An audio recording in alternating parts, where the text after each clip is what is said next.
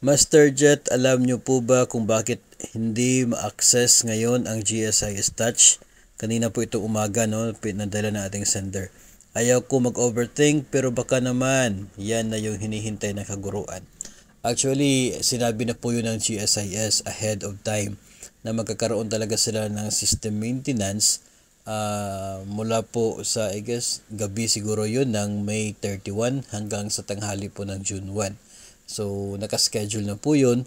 And also, ganun po talaga yung nangyayari. Nagkakaroon po ng mga upgrading, maintenance sa system. That's normal.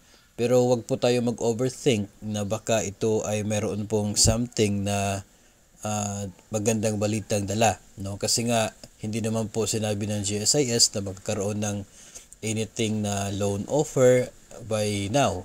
No? Siguro in the future baka meron pero so far sa ngayon wala pa po. No? So wag muna nating isipin ng kung ano-ano po diyan.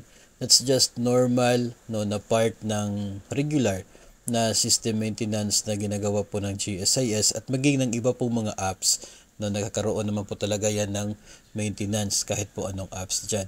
No, maging yung land bank, nagkakaroon po ng ganyan.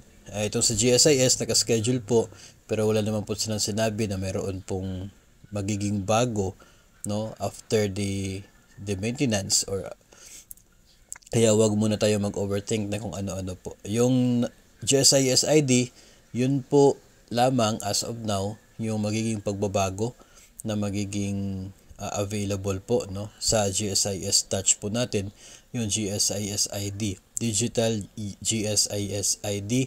So, hindi na po sila magpiprint ng ID po para sa atin kasi digital na po. So, yung nasa cellphone, nasa GSIS Touch, yun na po yung magiging GSID po natin. Wala pa po sa ngayon anything na pagbabago sa other offers ng GSIS. Maghintay na lamang po tayo sa future announcements.